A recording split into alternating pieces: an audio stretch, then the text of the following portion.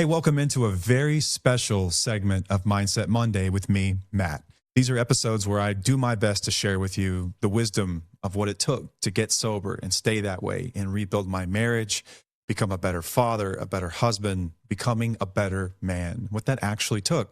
When I was going through this, over a decade ago, there weren't a lot of voices in the space that I could really connect with. There weren't people that I felt had really been where I had been before.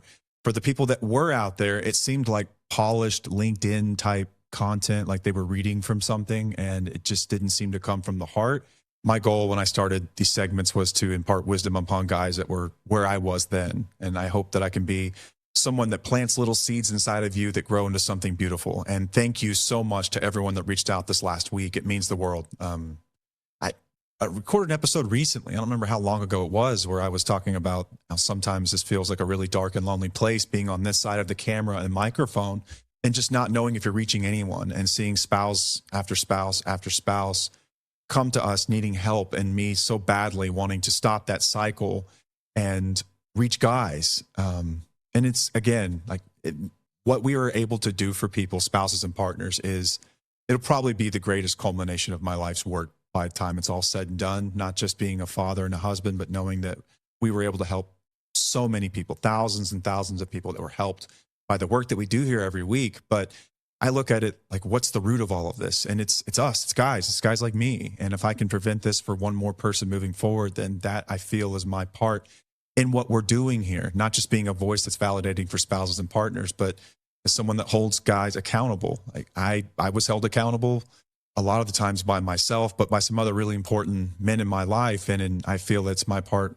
as a male creator in this space, to hold you guys accountable too, whenever you can't. And I would love for you to pay this forward someday, and you keep showing other people how to do what you did. And if I can share with you and you can share with someone else, then we've prevented hell for women and children everywhere. And I feel like that's my job. That's what I'm here to do. So thank you for you guys that reached out. There were some awesome questions that were asked in a lot of these emails and messages and DMs and things like that. And I'm going to go through some of these. It's a bit of a lazy episode in that regard, because I didn't sit down and write a bunch of stuff. I've still got some writing to do. But the reason I said it's a really special episode is because today is our 25th anniversary, me and Paige. 25 years together. It's a quarter of a century. And I knew we'd be here. I always knew that we would get here.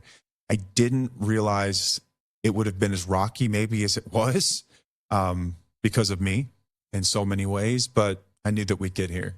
Till the wheels fall off was something that we used to say to each other all the time. It was kind of our battle cry for one another. When stuff would get really difficult, I would look at her and she would look at me, and we would say, till the wheels fall off. It's you and me until the wheels fall off. That's where the title of our show came from. And it had a singular meaning for us, but it's become something so much bigger for so many other people. It's become a battle cry for so many people's individual personal growth journeys. Regardless if you're in that relationship now or not, it's meaningful. Till the wheels fall off, I'm going to keep going. Till the wheels fall off, I'm going to keep digging deeper. Till the wheels fall off, I'm going to keep going. That's what I hope it means for you. But it's a special day. It's a really, really special day. And it's wild. I feel like getting together so young, there aren't a lot of people our age that are celebrating 25 years together. And so I don't know why, I just never did the math. I'm not the brightest guy in the world, but I always figured at like our 25th anniversary, we'd be going on some luxury cruise and the kids would be like calling us from college, but we got together when we were 14. So our kids are middle school, about to go into high school. And so our 25th anniversary will probably look a lot different than most people's. It's a Monday night, and man, there's kids activities going on tonight. There's not we've got some plans this summer to spend some time with each other and really celebrate this, but it's not, to be honest, it's not as special as we'd hoped. We kind of had a teary moment about this earlier in the week, where we're so proud of who we are and what we've accomplished as a couple and as parents. And I feel like we do a really, really bad job at celebrating ourselves. So for what it's worth, I'm here with you guys, and you can help celebrate with us. We would love to hear from you, kind words of how the show's impacted you and what it means to you. We'll celebrate our anniversary together. But it's been a really reflective time this last week or two. It snuck up on us, honestly. It really did. Like the holidays rolled around, and that's just a whirlwind. And then we rolled in the first of the year, kind of get back on track. And then we have this massive winter storm that kind of screws things up. And like, frankly, we both just kind of realized last week, it's like, holy crap, our anniversary's next week. And we're not gift givers. We don't do that. We've stopped doing that a long time ago. We don't do like big anniversary gifts or anything like that. We typically like to invest in experiences. And so we'll go on a trip or something. But in February, when you've got 2 kids in school, like, what are you going to do? You know, like, what are you going to do? Like, anywhere you can drive is going to be barren with leaves, and it's not going to be pretty. And you're going to be freezing. We tried glamping one year, and that was rough. Like, a winter storm blew through, and we were freezing our asses off in this like canvas tent. I remember waking up shivering in the middle of the night and having to like stoke this wood stove fire. It was a mess. Enjoyed an awesome dinner together, but it's just, what are you going to do? You know? So we'll wait till the weather warms up, and then we'll really celebrate it over the summer. This is also the year we both turned 40. And so it's a big year, a lot of milestones here. 25-year anniversary, 40th birthdays for both of us. And so we'll do something monumental this summer. We've got some awesome things planned with each other. And also the show may look a little different. The spring is coming up, and that's the time that baseball starts back up. That's the time that dance competitions start back up. And as you know, I coach baseball for my son. I love doing that. From the moment that we had kids, I knew that I wanted to coach their teams or be involved in some way, any way that I could, regardless of what they decided to do. They could have done theater, and I would have found a way to be involved, even though it's never my thing. I would do it for them. I would find a way to love it and enjoy that. And so my son is not on 1 but 2 teams this year. We're doing the travel baseball thing as well as the recreational league. And it's going to be a lot. And we're going to do our best to show up here every single week for you guys. But we've always said it. We are parents first. We are podcasters like third. You know, we're parents and we're a married couple. And then we have careers. And then the podcast is something we truly enjoy doing and making content to help people. But priorities, man, priorities. And we know that you guys understand. You've always been amazing. Whenever we have to take breaks, we'll do our best to create content, even if it's short, sweet stuff, maybe more short form things like that. Maybe we'll film some vlogs, something like in the process of living life. I think that's something that I would like to do, honestly, because I come here every week with like a lecture or a lesson, but I think it would be really cool to show you guys like what day-to-day looks like for us, not from like a flashy Instagram, like influencer style of video, like, well, look at us. It's not like that at all. Like, here's how we solve real world problems. Here's how we communicate. Here's how we talk to one another. Whenever things get tense, here's how we deal with it. I think that would be really awesome. I even had it.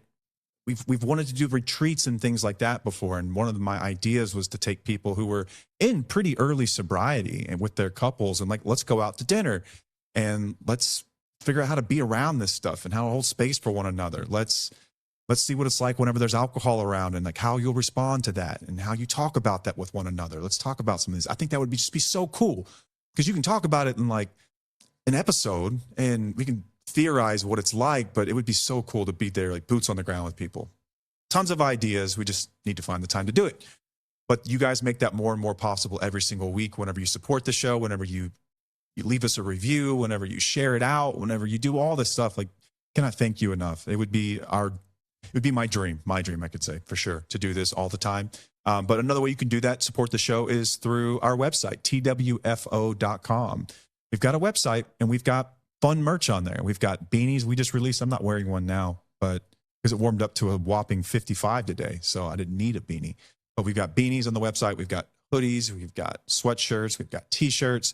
These are really cool. These are really relevant. This is a recovery rock. Let me get that in focus real quick. It's got our logo on the front, and on the back it says, "Thank you for being my rock." They're not all black. They're rock colors. This one's just black, and I thought it was cool, so it's the one I leave up here on the studio table. But awesome way to acknowledge the path or the journey that your loved one has walked with you through getting sober and the shithead that you were, because I know that I was.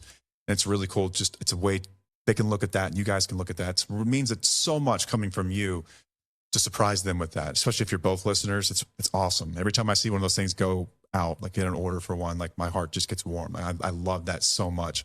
You can also, if you think our merch is just hideous and you want to support the show anyway, go to our social media, any of our social media pages, click the link tree, and you can buy us a cup of coffee. And that's awesome. You can give as much or as little as you would like. You can set it up on a monthly recurring thing to help with our monthly expenses, editing and lights and cameras and subscriptions and soundboards, this blinking thing over here, all that stuff. Or you can give nothing, and guess what? We're going to love you all the same. Doesn't mean we don't love you anymore, any less, I should say. But thank you so much to everyone that has supported the show. Like, you guys make this worth it. Really, you do. It means everything to me.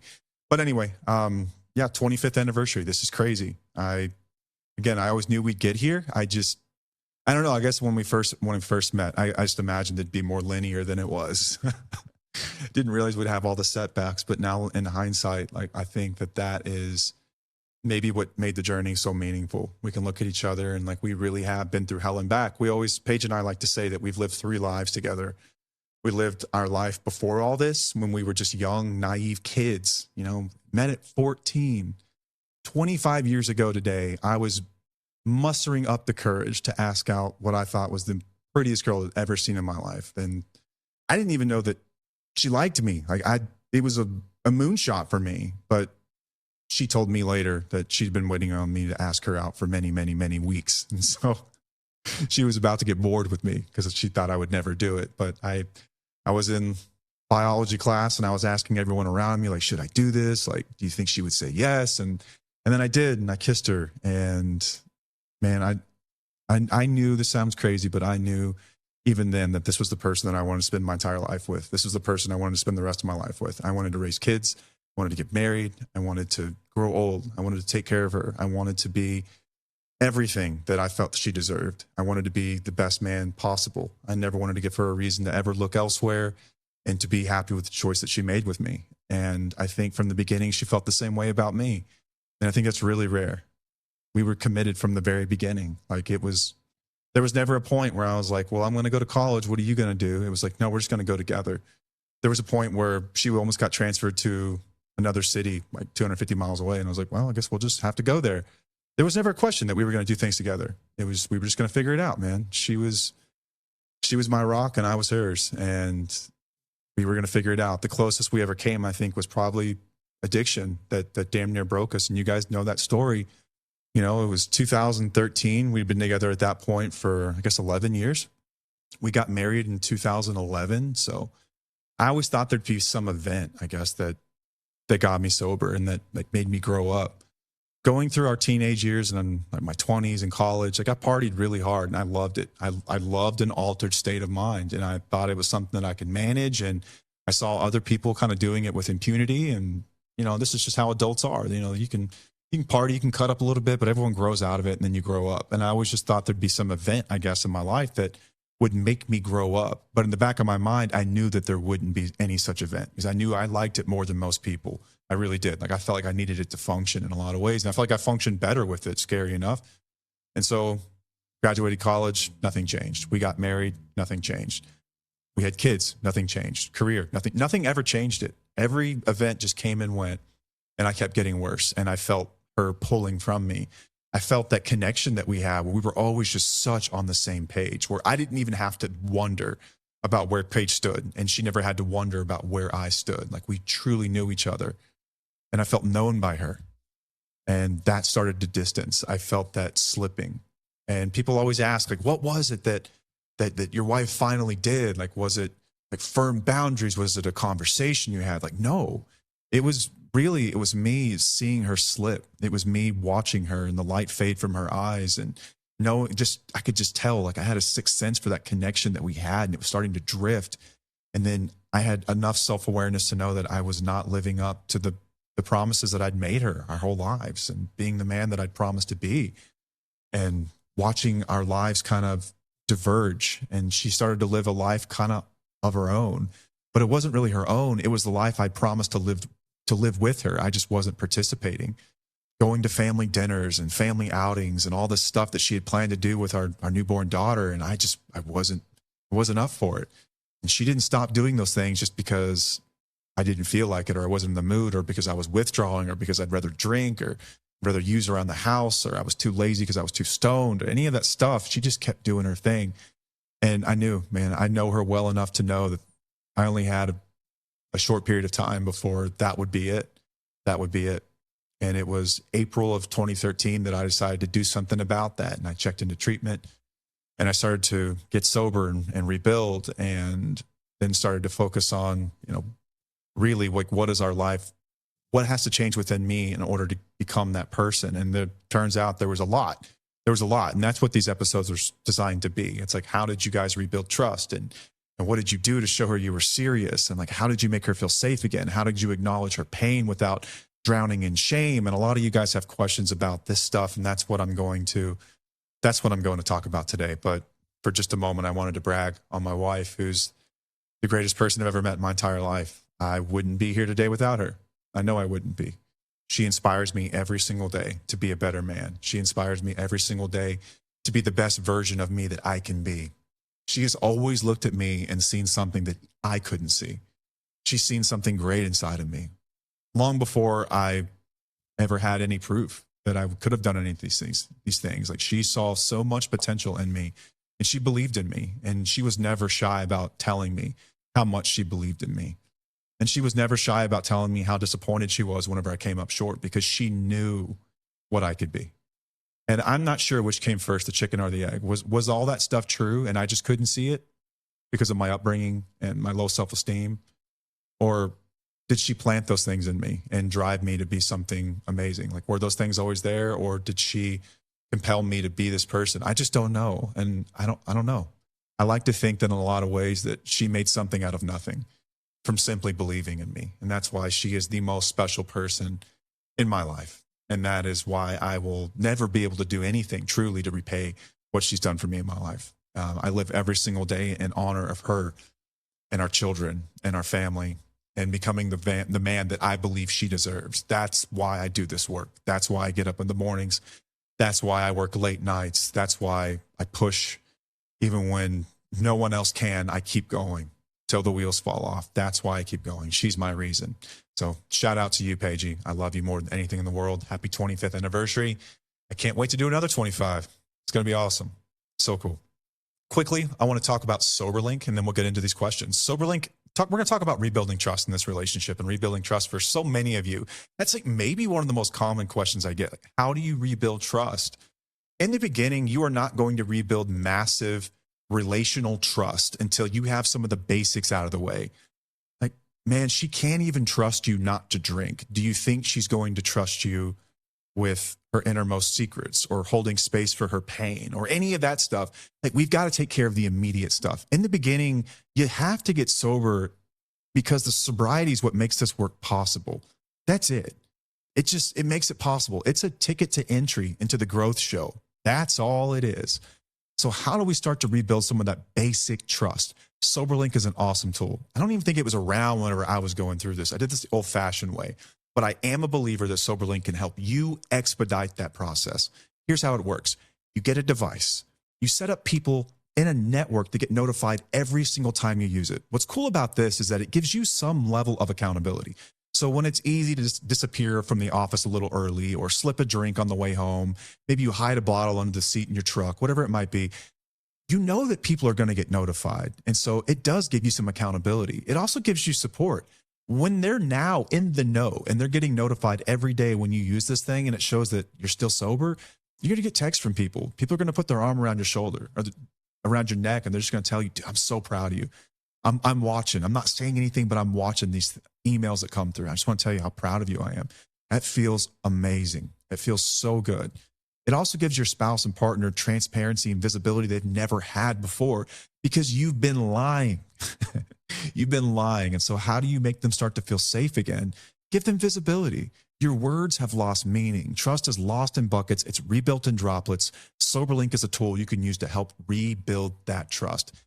They can trust because it's also got military grade facial recognition technology. So you can't put a photo of yourself in front of this thing. You can't have a friend use it.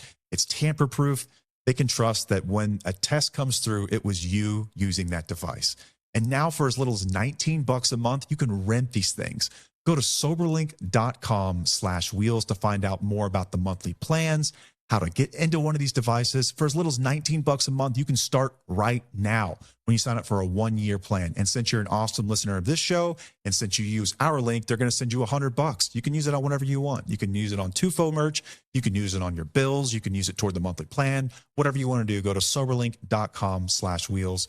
We are a proud supporter of SoberLink, and we think it can be a really helpful tool. If it sounds like something you might be interested in, please go check it out. Start to rebuild some of that fundamental trust. Speaking of trust, let's get into some of these questions that do deal with a bit of trust amongst other things. These are really good. These were pulled from DMs, emails over the last week or two, actually. I think it was been a few weeks. Man, that storm like really messed up my my sense of time, because I'm a creature of habit. I love routine.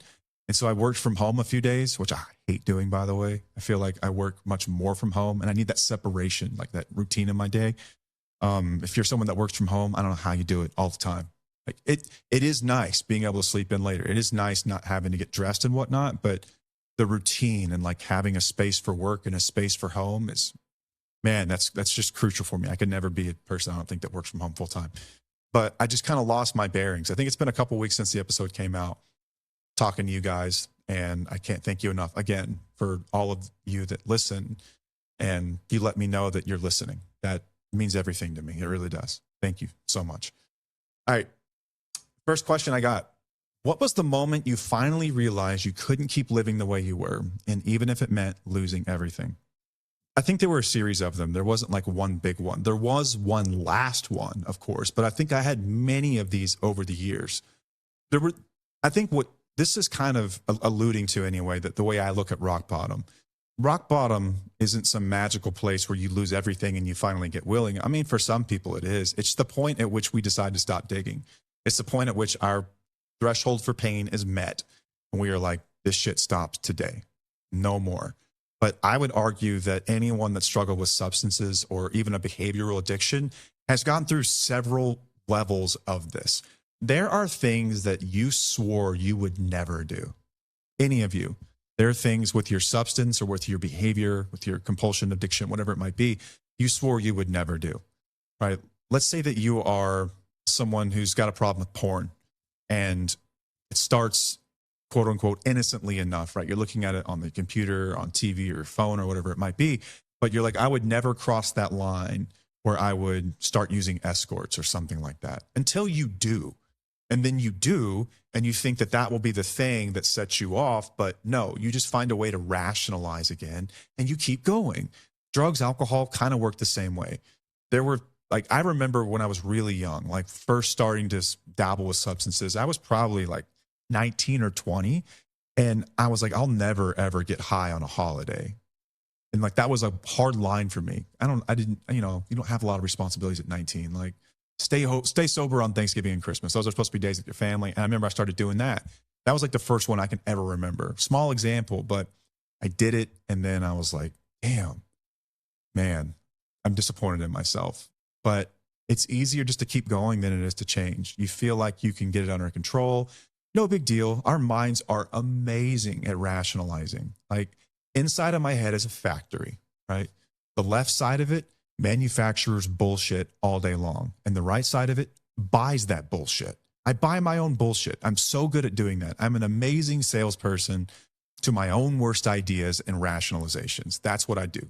My brain has got an amazing justifier inside of it. I think we all do this, right? And so there are events that come and go through your life. And like for me, I mentioned them earlier. Like when I graduated college, I was supposed to be done.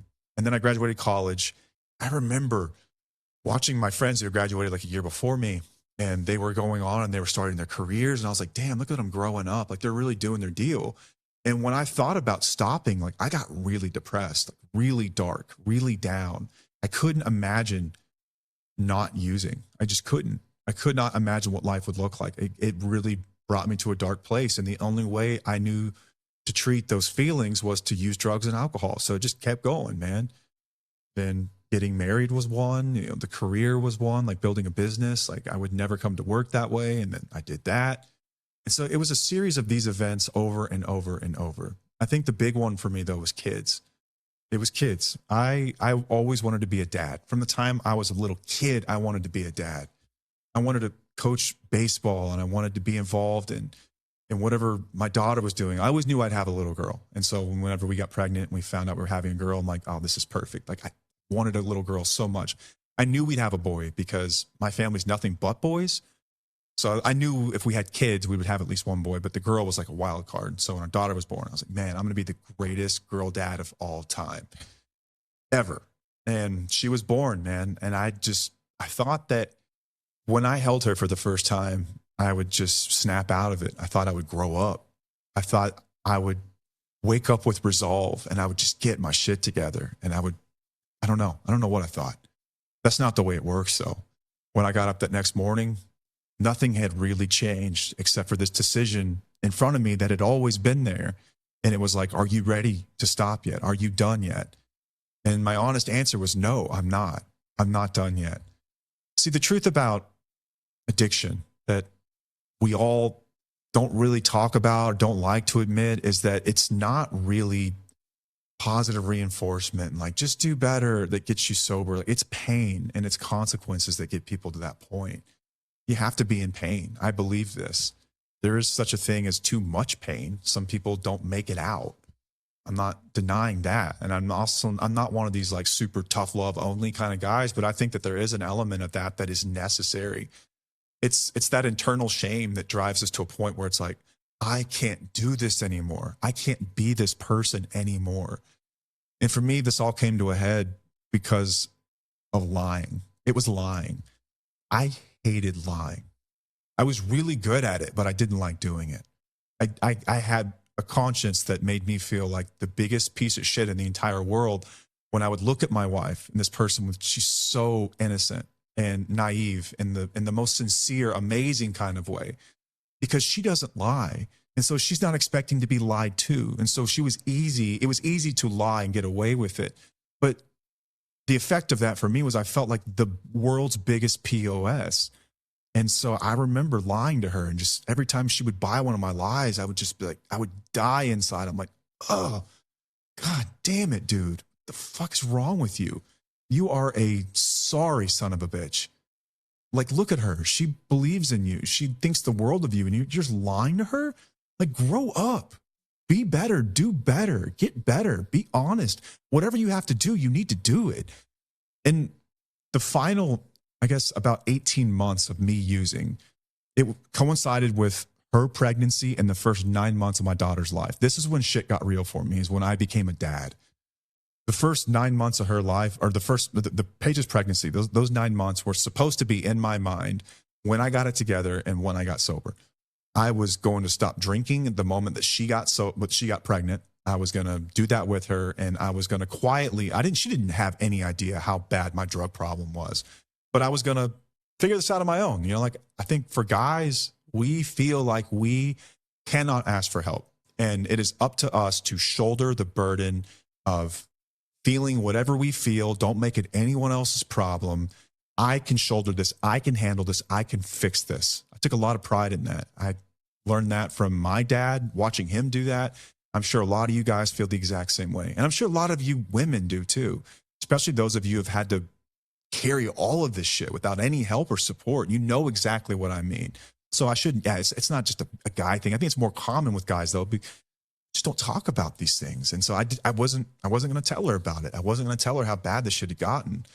You know, I don't know. I thought it was going to fix itself. I like half-assed attempts to stop drinking, and I would just stop drinking during the weeks, and then I would only drink on like the weekends. And she gave me that grace, even though I told her and promised her I wouldn't drink at all. And then, you know, a weekend would turn into like a random Thursday, and then that random Thursday would turn into freaking 7 nights a week again. And I just could not stop the pills. I tried so many times. The withdrawals were terrible. I tried Suboxone. I tried all kinds of stuff. I tried tapering myself more times than I can count. But as soon as I got that stuff in my body, man, I couldn't. I needed more. I needed that feeling to be stronger. I could not deal with the boredom of life. It was just so vanilla. And like, I could not deal with day-to-day shit of just being an adult like everyone else seemed to do. And so I just felt like I needed a little salt in my life. And so I don't know. This first 9 months were like kind of the moment at which I realized I was not going to be able to fix this on my own. Inevitably, I was going to have to be honest about this. But I sat there contemplating change. We've talked about the stages of change model on our show before, and I think it's fitting. You know, I was in this pre-contemplation phase, and then I was in contemplation for like the first 9 months that she was pregnant with our daughter. And then when our daughter was born, man, I thought that would be the thing. Like now I have the pressure. Now I have to get serious. Now I have something to run toward and something to run away from. And that's how motivation works. And I'll get better. And it didn't. But what did get better was the pain I felt every single day and not showing up the way I'd promised. And Paige now beginning to recognize how little I was helping. Like, it became more apparent than ever. Now we've got this little girl around and I am not present. I'm never around. I'm not doing any of the stuff that I swore I would do our entire lives. And I can't hide it anymore. And she's starting to pick up on it. And I'm having to lie more and more. And like the little tiny lies over time just destroyed me, man. Then it started to affect our finances. We were incredibly broke, like seriously broke. We both had great jobs, making more money than most people need, and still broke as can be. Like overdraft fees, and lucky to have $100 in the account. It was just terrible. Finally came to a head just one day. One day it came to a head. I was in Las Vegas on a business trip, and I would, blacked out and withdrew all the money from our account that I wasn't supposed to, and blew it at a casino. And there's a sound in a woman's voice, and there's a look in her eyes. Every guy knows this when they're done. They're not mad. They're not disappointed. They're just done. They're over it, man. They've already thought all this through, and now they are done. And my wife was at that point, and I knew it. She didn't even have to say anything. I knew it. And before she could tell me I'm leaving, I told her, I need to go to rehab. I have a serious problem, and I'm sorry, and I don't know what to do.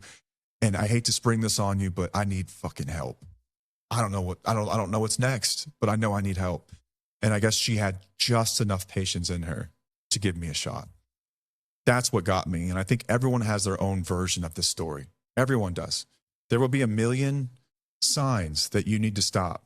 And at some point, you need to start listening to those signs. At some point, you have got to recognize the stuff before you ruin it all. Here's what I think is interesting about my story. I never wanted to tell my story. Like, I always feel weird whenever treatment centers or like even 12-step groups ask me to come talk to a group, because I don't feel like it's severe enough. But I think that there's a lot of value on the inverse of that, because what I think is interesting and cool about my story is that I am proof that you don't have to lose everything before you fix this shit. You don't have to lose everything. You don't have to get in that much pain. You can get in enough pain to drive real change without completely burning down the village. I'm proof of that. And I think that's what's cool. And that should give you a ton of hope. Should give you a ton of hope.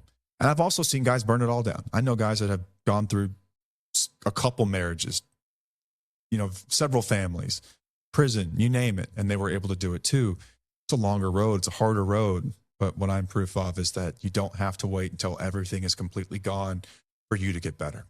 And I knew as well, like, that was when I came forth with that information, that very well could spell the end for everything. Like, the jig is up, it's over, you're done, your marriage is done, this is finished. She will not want to be with you. Be with you. She will not want to be one of those people, one of those weird couples where one of them went to rehab, and like we would just be like scarlet letter branded for the rest of our lives. And she didn't want to do that, and she could just leave me. I knew that, but I didn't care. I had to do this. It was more about like, this was a drive from within to survive. This was like that little part of me that still wanted to live, screaming out for help. And whether or not she stuck around, I was gonna do this work. I've wrote something recently and talked about this, where it didn't matter what she said. It didn't matter what she did. If she left and met someone else, I was going to keep doing this. And I was going to be so excellent at it that she would have looked in the mirror one day and said, "Oh my God, I cannot believe I left that guy. He was amazing. I'm an idiot." Maybe that sounds terrible, but that's how committed I was, really. I was going to make her regret it. That's how committed I was. And I just got to work. I did not care about anything or what I would lose. I was going to do it. I was certain that if I could put this together, everything would be fine.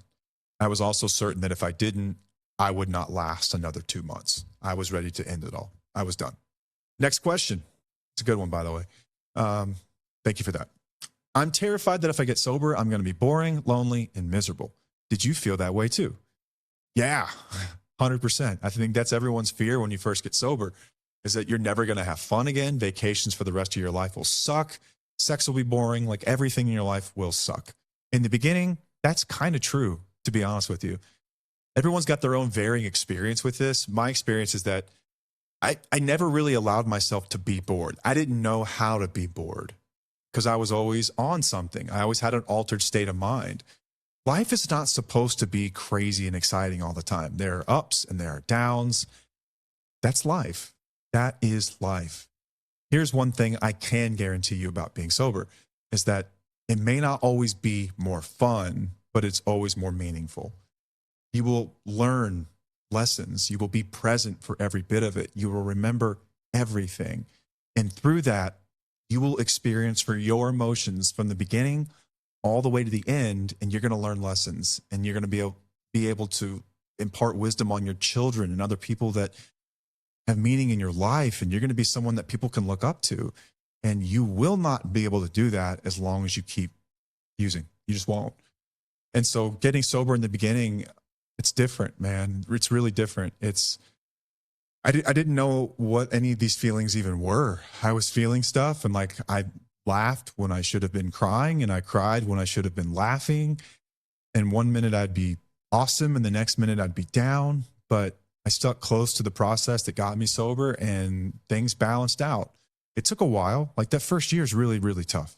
The first 90 days is easy in hindsight. The first year is tough. It's really tough. You have ups and downs and so much uncertainty. Can I do this? But like once you get that year, you're like, oh, damn, like I can actually do this.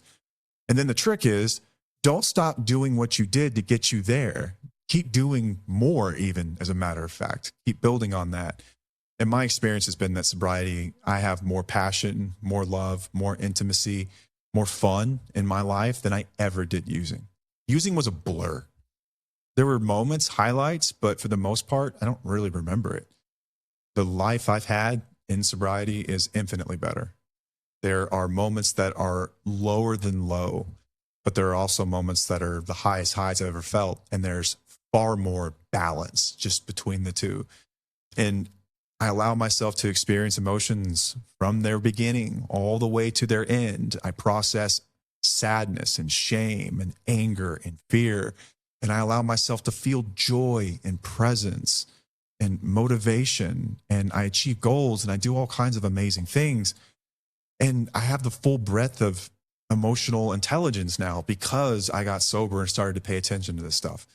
And getting through that is, man, like that's what maturity is. That's what being an adult is. And if you have children, like that's your job as a parent, is to be able to impart wisdom on your children as they're experiencing this stuff because it's their first time living too.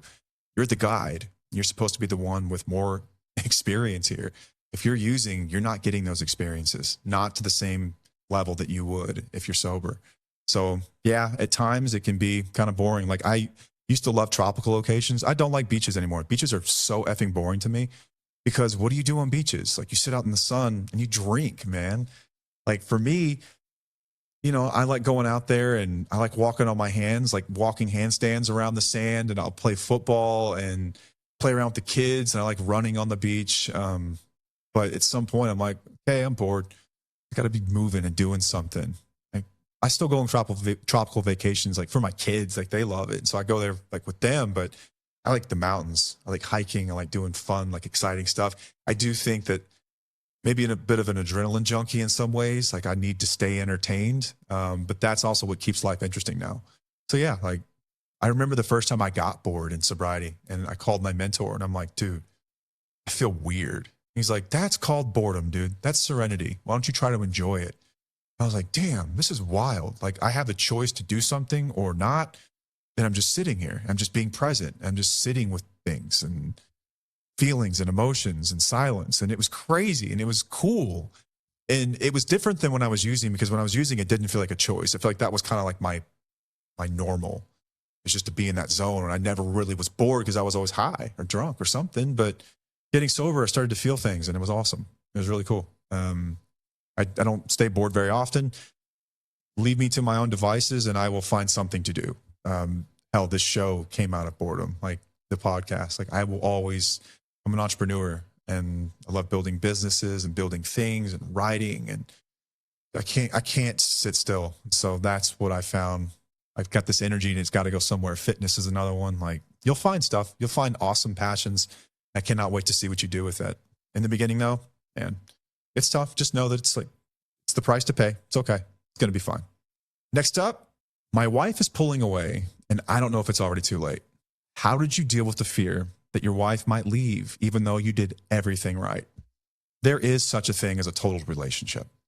Something I think that was luck in a lot of ways is that I decided to change. I decided to go to treatment, get sober, and rebuild before she ran out of patience. Remember, we were young guys. I got sober on my 27th birthday, the day before it. All things considered, pretty young still. Like, we didn't have a 30, 40-year history of this, even a 20-year history. The worst part of my addiction was about 18 months. 18 months. Before that, it was, you were in your early 20s too. Like, what were you doing in your early 20s? Like, everyone was partying a little too hard, you know? And so you could kind of get away with it. When you press 25, it's like, okay, it's kind of time to grow up now. Grow up. 26, 27, like I'd promised her I'm going to get better. And like, I wasn't. She was maturing way faster than me. And so I don't know what the age is, but there is a certain point at which you are just so fed up and you have so many bad experiences that you can't imagine what good even looks like anymore, or how you even get back there. There is such a thing. And I think we got lucky in some ways because we were young. So I wasn't too concerned, honestly, that I felt like she still had enough patience and I still had enough time. Now, let's say that I was doing this right now. I would be scared to death. I would be so fearful that she's been done for 10 years and just hasn't said anything. I would be scared to death. Like, oh my God, like, can old dogs really learn new tricks? What I want to leave you with, the comfort, is that I have seen more people get through this than I can count. I've also seen a lot more that didn't make it out. But there are people that do it. There are. It's a matter of how much time has passed, how much pain have you endured, how much change are you willing and capable of. That is different for everybody. What are the things that have transpired in your relationships? Has there been a lot of physical abuse? Has there been a lot of infidelity? Those things make a difference. We didn't have that stuff. And I think that stuff matters. Yeah, there are probably a lot of relationships out there that when you get sober, your wife will realize at that point, I can't do it. I thought that you getting clean and you fixing these behaviors would fix us, but it's just, I can't get over this stuff. And that happens. I don't think it should change what you decide to do, though. If you have children, you still got to be a great father. You're still going to have to co-parent. You still got life ahead of you, no matter what happens with your relationship. Your recovery, your sobriety, and your growth should never be contingent on your marriage working out. So this is almost the wrong question in a lot of ways. You should do this work no matter what. If you do this work, there's a good chance that your relationship will get better, that your relationship can heal. If you don't, I guarantee it won't work. You could do this work, and there's also a chance that it doesn't work out. So look at your odds. It makes more sense to do the work. If you don't do the work, here's what my fear is for you. I'm scared of what you'll be like when you have no more guardrails. I'm scared what you'll be like whenever you have nothing else to keep you in check. You with yourself is probably a really, really dangerous thing. That's my fear for you. Also, we don't talk about this a lot, but this happens too, where there's been such a pattern of abuse and dysfunction in the relationships over the years, where even after sobriety, that environment is cooked. And sometimes people restart with new partners and new lives, and they end up being much healthier separately than they were ever together or could be together, because that pattern is just so deeply ingrained in them. But man, I think that you need to figure out what that looks like, and everyone needs to turn over every stone in order to figure that out. So do all the things. Listen to the show together. If you're a spouse or partner, you know we've got our program, Reclaiming You. Work through that. Show up with us on Wednesdays. Talk through this stuff. See what you can fix on your end of things. You know, if you're like we've had Dr. Jake Porter on the show several times. I think he is the master at helping couples recover. If there is recovery from infidelity, that's the guy that I would call. There are things you can do. Give him a shot. You owe that to each other and your children to give it a shot. But at some point, you need to make a decision. And I don't think your growth should be contingent on whether or not someone gets well or doesn't. or if this relationship works out or doesn't. I think in some ways we got lucky. I think in other ways we did a lot of work, man. We did everything we were supposed to do. Both of us did. And that means something. That means something. How did you, oh wait, is this the next one? Oh, this is like a real sobriety question. I don't get these a lot. This is a good one though. What did you do? What did you actually do when the cravings hit hard? Not theory. What did you do at like 9 p.m. when your brain was screaming at you? I was in treatment for the first 30 days, which is really helpful. I was in a really safe environment where I didn't have the option to use. I couldn't I couldn't call someone. I couldn't go somewhere. I guess I could have checked out, but that would have been a nightmare. Hang on, let me get a drink. And so I was in a really safe environment for those first 30 days, which was tough. I know plenty of people that have done it without treatment. I know treatment isn't an option for some people. It's incredibly expensive. It's wildly expensive. A lot of people do this the old fashioned way. Cravings are interesting. Cravings don't last nearly as long as we would think they do, even as powerful as they feel at times. They're short lived. I think like 7 to 9 minutes or something like that. Could be wrong. I know it's less than 15 though, but it's a short period of time. So I would have actionable things that I would do. And in the beginning, honestly, here's what I did. It's the laziest way possible. I ate sugar. I gained like 80 pounds my first year sober. I was a mess physically, but spiritually and emotionally, I was in the greatest shape ever. I would also journal. I journaled a lot. I would meditate. I would pray a lot. I would make gratitude lists. That was a big one too. Like whenever I felt that urge to use, a lot of times it was driven by feeling down about my life and myself. And it was like compounding the issue. And so I would, in any way I could get positive, like, good feel good endorphins and oxytocin and those awesome feel good hormones going, I would do it. And so gratitude lists were a huge way that I did this in the beginning. The exercise is incredible too. Like there have been evenings, like especially early on, where I felt like, damn, like I feel that hunger kind of coming up. Like, damn, I feel like I could really go for an altered state of mind right now. I would exercise. I'd do something like, and it was, again, they're short lived, and I would always be proud of myself for getting through them. And then I think every time you get through them, you become more confident that you can do it the next time, and your cravings don't become so scary anymore. Like really, I don't even think about it really anymore. Craving, I don't really have cravings. I have thoughts that come up now, but I dismiss them very quickly. I think about like, where did that come from? I always examine it like, wow, where did that come from? Have I gotten off of my routine lately? Have I been allowing some intrusive thoughts in lately without checking them? Am I being dishonest? Have I been selfish lately? Am I scared of something? Have I not been exercising? Am I not eating right? Am I taking care of my body? Whatever it might be, like I examine it. And a lot of times there is a root cause. I found sometimes they'll randomly pop up. Tends on vacation, they'll pop up a lot. I'll see like, because I'll be in the best state, I'm like, God, this is amazing. Like we're away from work and just being present in the world. What would make this even better? Whatever that guy's drinking over there. And I'll look across the room and then I'm like, dude, that guy's having a drink with his family at dinner. You never drink like that, bro, ever. Like be real with yourself. And then I just kind of laugh about it. And that's right. That's not an option for me. Never was and probably never will be. And that's just, okay. I'm totally cool with that, man. I don't need that to have fun. I was built, I come stock with an extra amount of energy that makes me just as fun as anyone who's 4 beers in. But dude, there are a million ways to get through this stuff. I think Smart Recovery has got some amazing, like not theory tools about how to get through cravings. If you go to Smart Recovery's website, they've got some awesome exercises in there about how to work through cravings, about how to like discover where they're coming from, about what we're going to do with them. You keep a log. And you study that, go through it, and it empowers you that you can get through this stuff and helps examine where these come from. And it doesn't make it so big and scary anymore. But sometimes also I would reach out for help. I would pick up the phone, and the phone feels so heavy in those moments, but I would pick up the phone and I would call a friend and be like, dude, I'm just feeling a little weird. And he knew what I meant.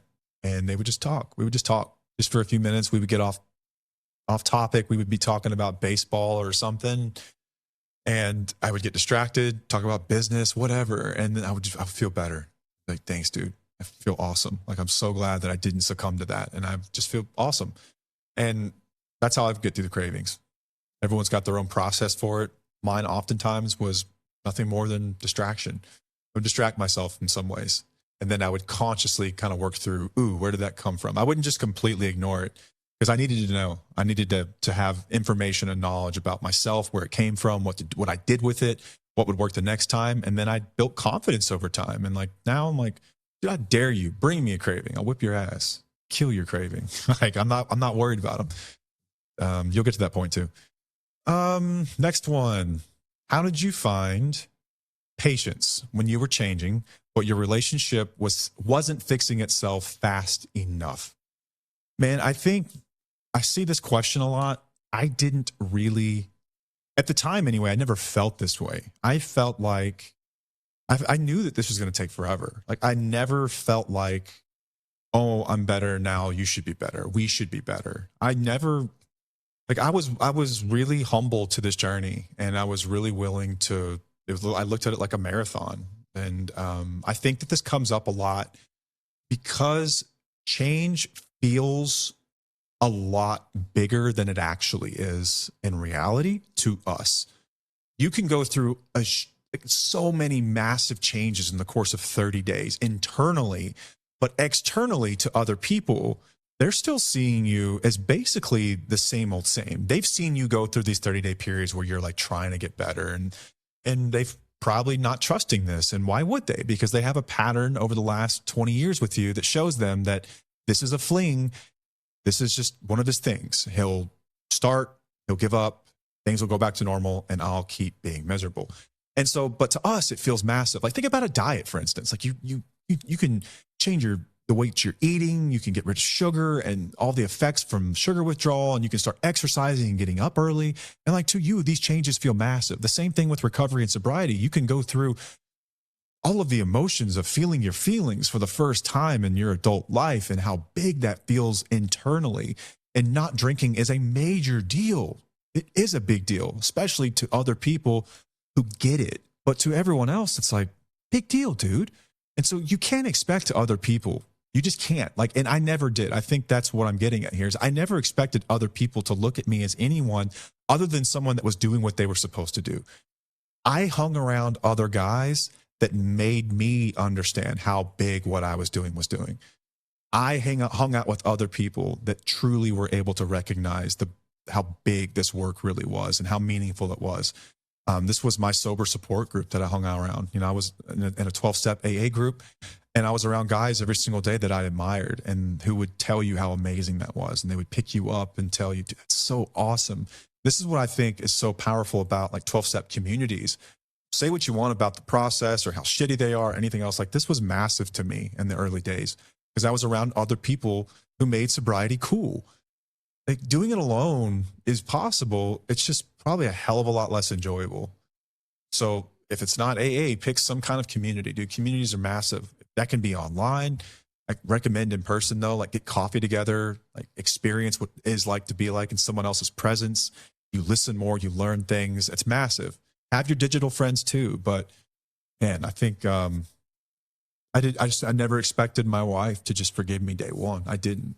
And you shouldn't either. I never expected her to act like none of this stuff ever happened. I never expected her to say, okay, we're good to go, forgive, and let's just move on. Everything's fine. I never did that. I knew that this would be a years-long process.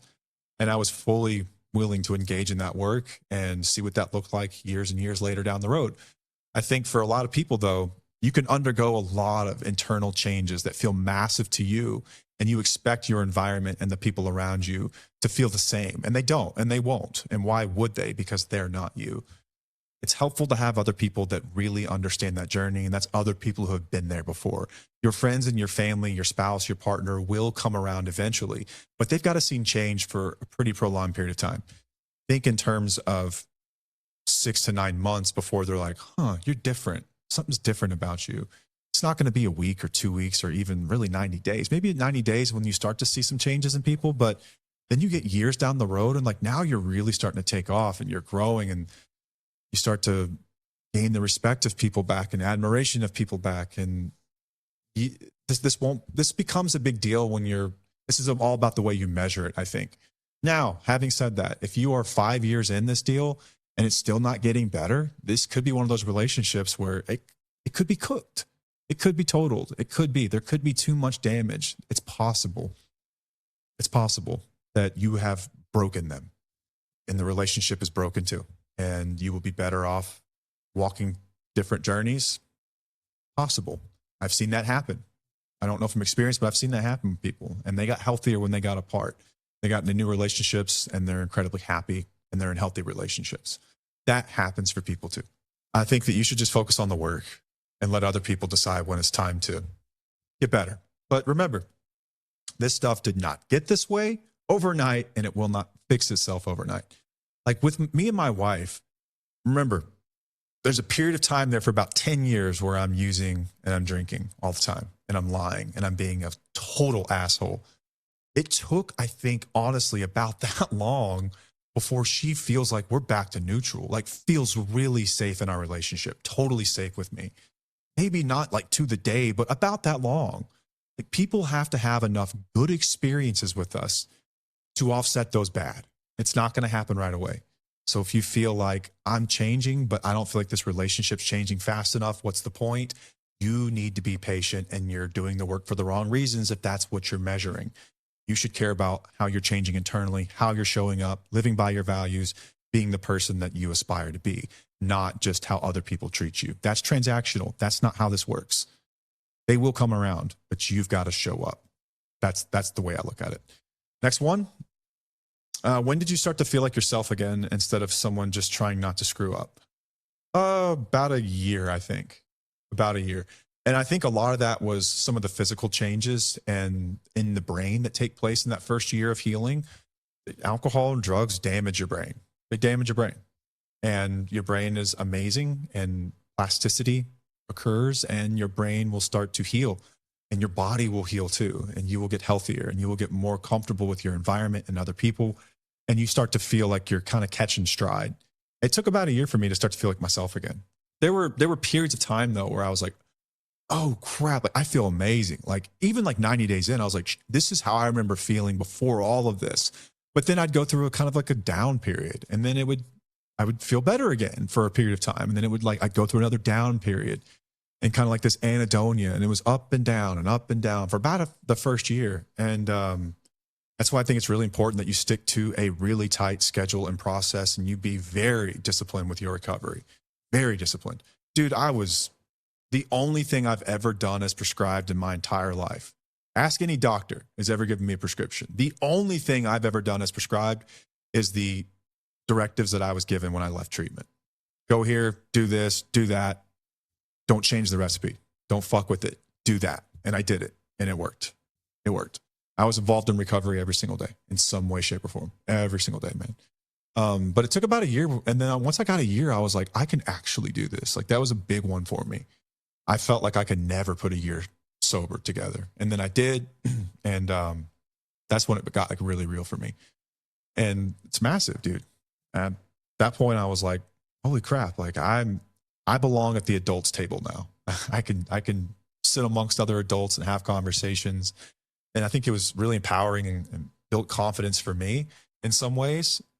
But at the same time, I had a ton of humility and there was still so much I knew that I didn't know.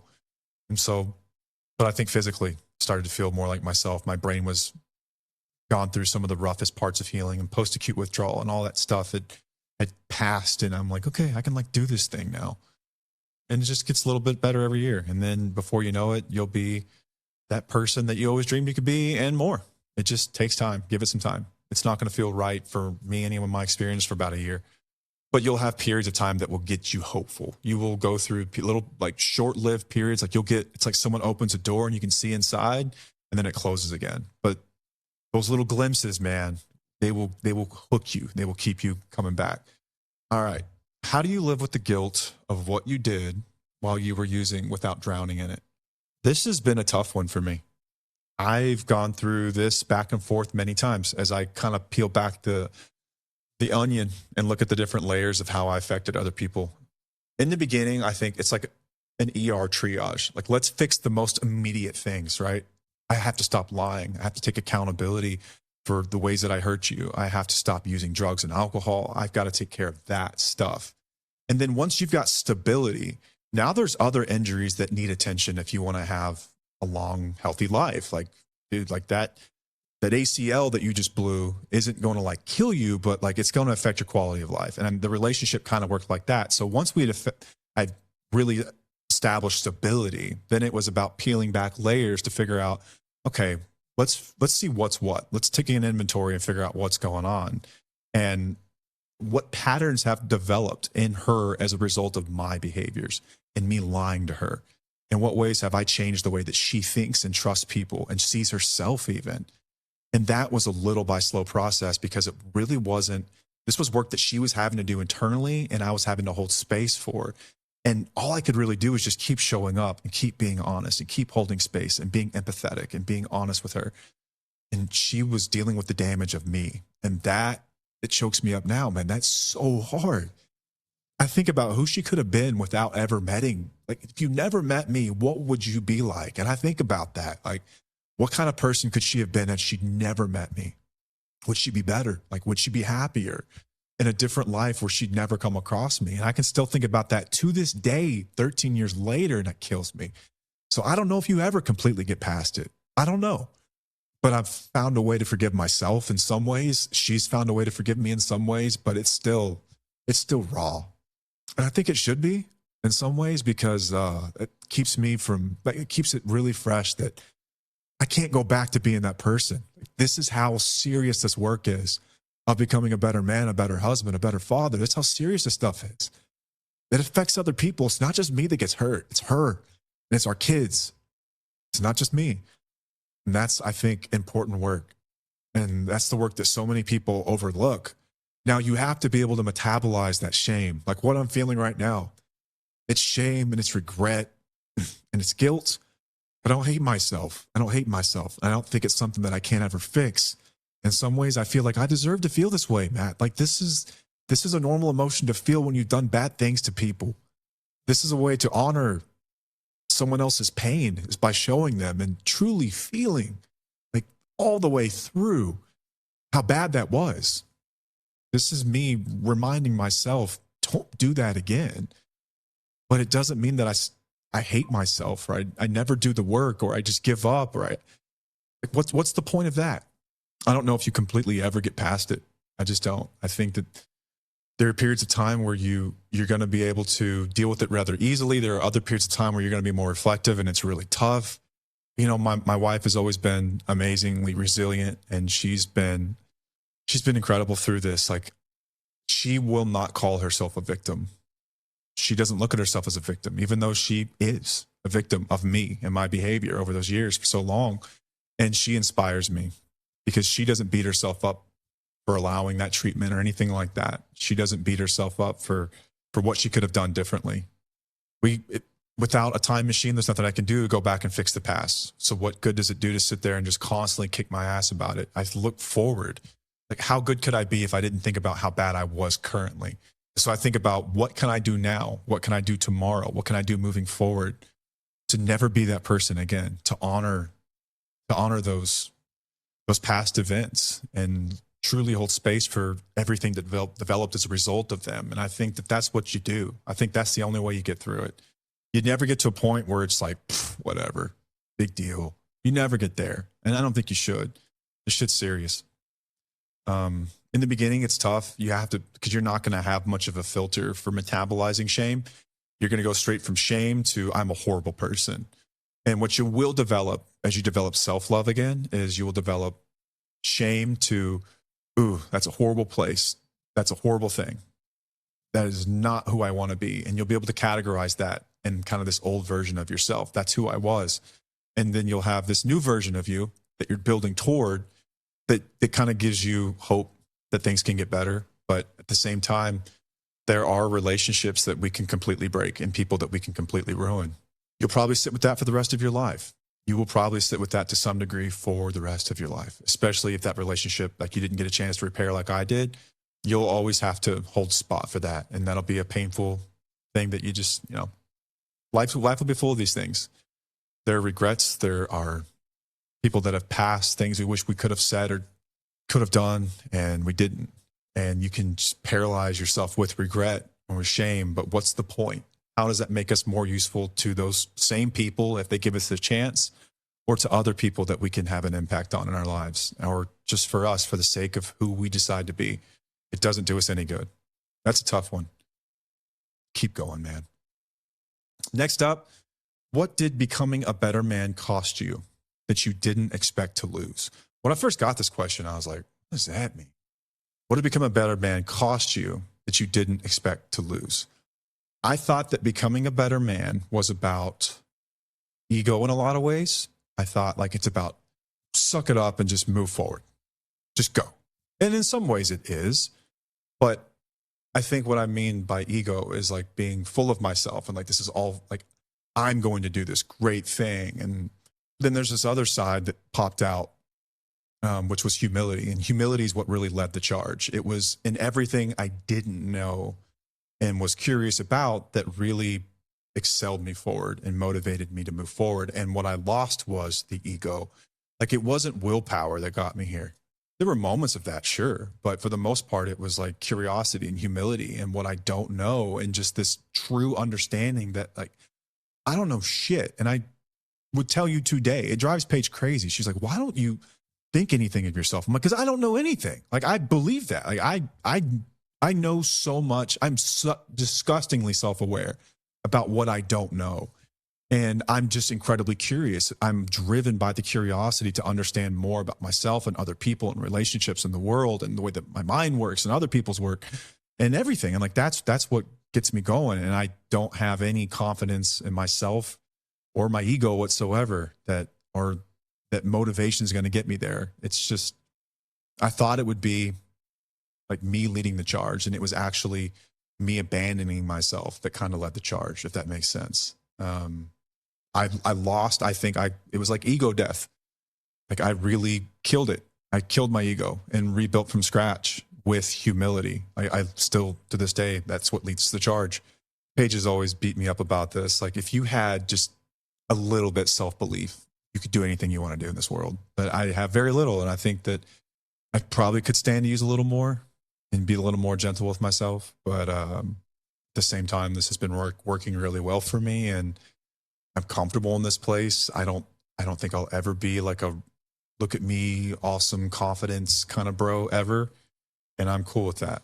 So I thought that's what was going to get me to this place when I first started. But it's actually what I ended up losing. Didn't expect that. Did not expect that.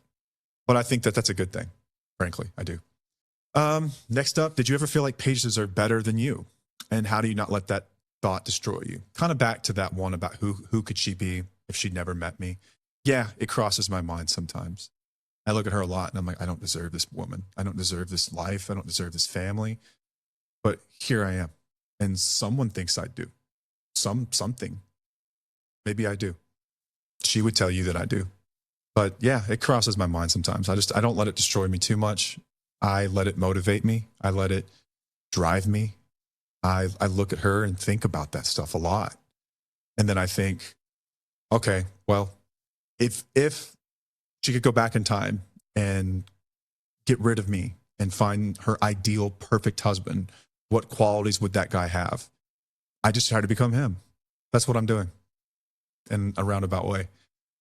I'm trying to become the absolute best version of a partner that she could ever have, while also understanding that it probably never be exactly that, but pretty freaking close. And that's what drives me. That's what keeps me going, is trying to be the best version of me possible for her, for my family, for myself. Last one. If you could go back to the version of you who was terrified, addicted, and about to lose everything, what would you tell that guy? I don't know, man. I've thought about this more times than I can count. If I could go back in time, what would I tell that guy? I think that it takes what it takes for us to get to where we are. And so I look at my life and I look at everything that transpired, and it took what it took for me to get to this point. I think, all things considered, I had a pretty high bottom compared to a lot of other people. If I could go back in time, I would tell me when I was young, I needed intervention really young when I was a kid. I needed a better role model around me when I was a kid. I needed people around me really showing me the dangers of drugs and alcohol and how serious this stuff was. I didn't have that, you know. I wish I would have. I don't know if that would have really done anything, but I feel like possibly I needed to have my ass kicked by life in a million ways to get to where I am today. I would have gone back and told that kid that you need to get your shit together because you know, and I know that there's something inside of you that's amazing and it's great. And if you keep on this path, you're never going to get to meet him ever. You will be on your deathbed and you will be haunted by the ghost of who you could have been, haunted by the version of you that got married and had amazing children and built a successful business and lived. And instead, you'll have none of that. And I would have picked him up, hugged him, told him that you are already enough, but let's be better. Let's grow. Let's do this thing. And instead of just kind of being blindly led, figuring it out on my own, I wish I would have had another guy around me or other guys around me that picked me up and like really, really led me. And I credit like who I am today to just a few people. Like really, there were a handful of people that were instrumental in my life of even getting me to where I am today. You know, my best friend growing up, his name's Bird. He's amazing. Paige, another group of friends that I've had growing up, you know, all those guys, they were huge. Like they came from different family backgrounds and they showed me what hard work really was. And they were amazing role models in a lot of ways. They didn't have the same problems with addiction that I did, you know, so they used like I did, like with me, but I always took things a step further. They always knew when to stop. They could moderate. I just always really admired them. And they taught me about fiscal responsibility at a young age. They showed me what it was to just to do the right thing. And I didn't grow up with that, you know, and I wish I would have had someone with me. That's why I make these episodes. Is because if you don't have that person in your life, I will be that friend for you. I'll be that guy. I'll be your boy. I will be your friend that will help get you through this and inspire you and have those awesome mushy conversations, but also tell you to get your ass in gear and do the fucking work and let's go hard and let's do this thing together. It's going to be fine. Be hopeful. It's going to be okay. I wish I had more support like that, I guess. But for the most part, everything had to happen for me to get to where I am today. I know that that's true. I had to go through that specific amount of pain. And in some ways I said, I think we also got lucky, but that's what I've got for this episode. It's been a fun one.